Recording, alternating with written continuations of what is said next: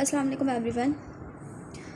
आज हमारा ग्रेविटी की चैप्टर का सेकंड टॉपिक है, यानी कि सेकंड लेक्चर है, और उसका नाम है density and the mass of अर्थ।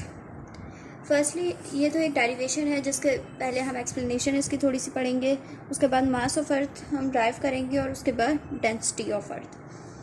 तो पहले एक चीज़ ये है कि हम कॉन्सेप्ट क्लियर करने के लिए एक फ़िगर बना लेते हैं यहाँ पे पहले, कि ये सरफेस ऑफ अर्थ है और ये है हमारी अर्थ। यहाँ पे मैंने एक अर्थ ड्रॉ कर दी है, ठीक है। अब यहाँ पे हमारे पास हो गया है रेडियस, यानी कि RE। डायमीटर का हाफ हमारे पास क्या होता है, radius.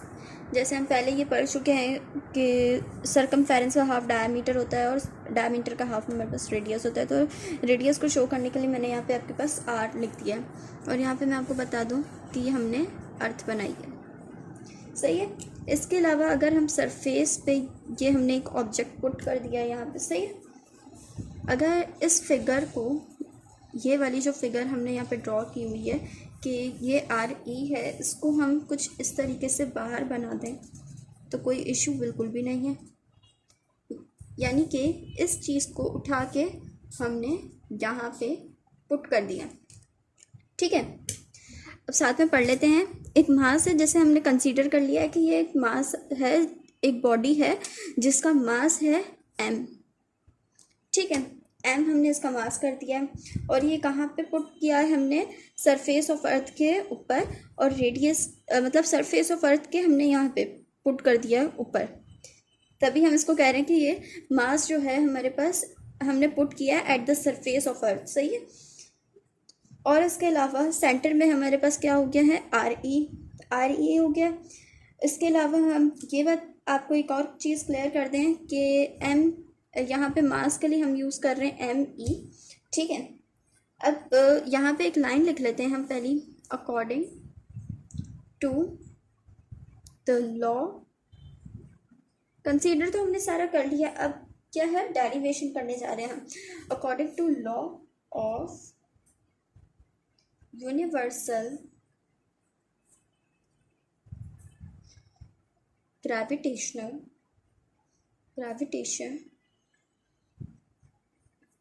force between earth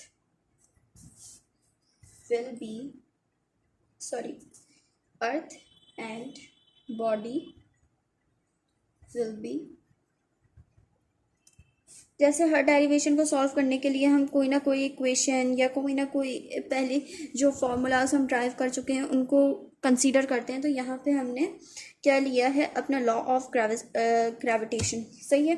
law of gravitation हमारे पास कुछ यूँ था, F is equals to G M1 upon M2 upon R square.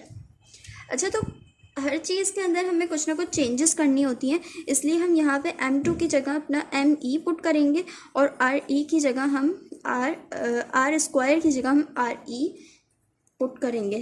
तो ये कुछ इस तरीके से हो जाएगा कि F is equals to G M1 ME upon RE square.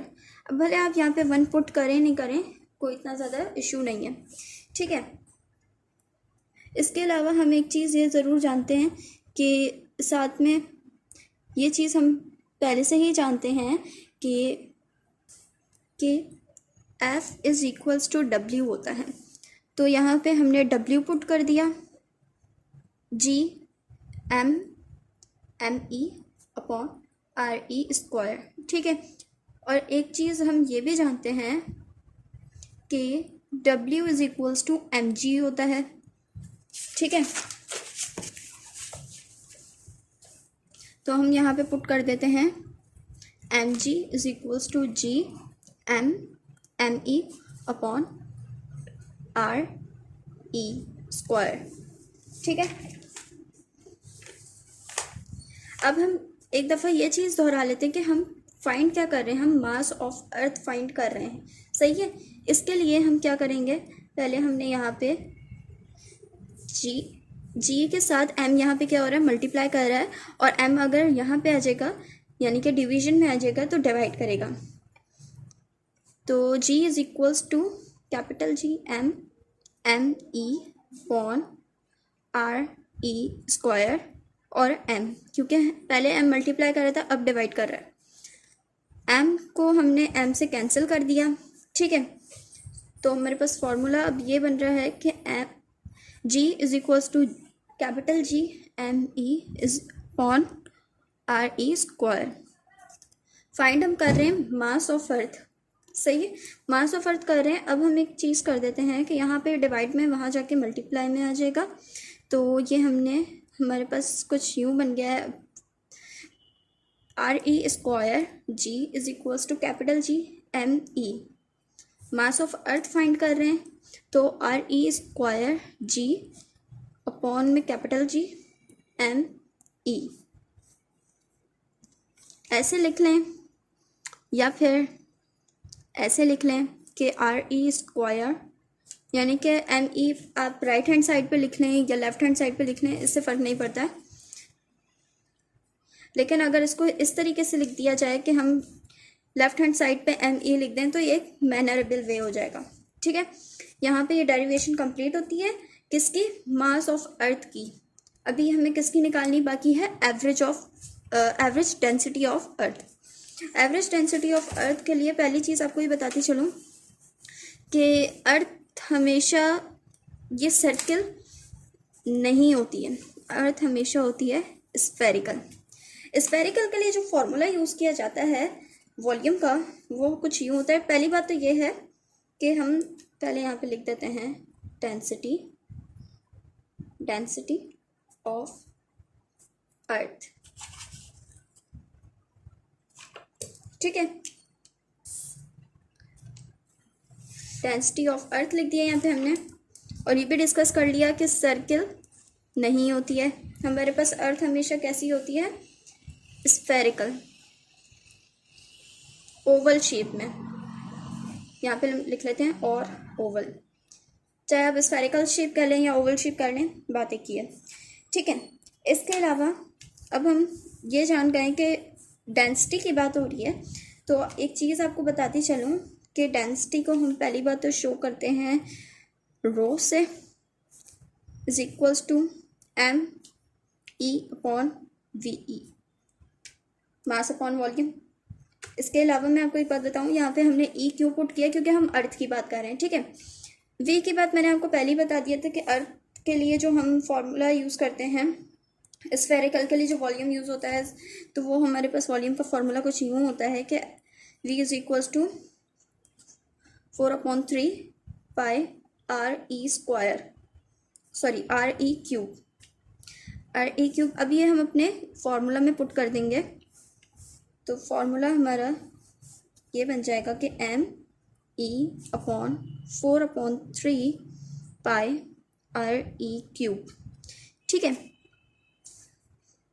यहाँ पे 3 डिवाइड में है, इसको अगर हम ऊपर ले जाएंगे m e के साथ ये मल्टीप्लाई करेगा, तो हम एज इट इज़ इसको 3m e अपॉन 4 पाई r e क्यूब, ये हमारे पास डेंसिटी ऑफ अर्थ का फॉर्मूला ड्राइव कर लिया हमने, सही है। इसके अलावा आपको एक तो मैं वो बता दूं कि डेंसिटी ऑफ अर्थ की कांस्टेंट वैल्यू क्या होती है, वो होती है 5.5 into 10 raise power 3 kg metre cube. इसी तरीके से यहाँ पे हम एम ई की भी वैल्यू कांस्टेंट लिख लेते हैं कि एम ई की कांस्टेंट वैल्यू, जब आप सारी वैल्यूज़ ये कांस्टेंट पुट कर देंगे, इसको मल्टीप्लाई और डिवाइड करेंगे, तो आपके पास आंसर कुछ यूँ आएगा कि एम इज इक्वल्स टू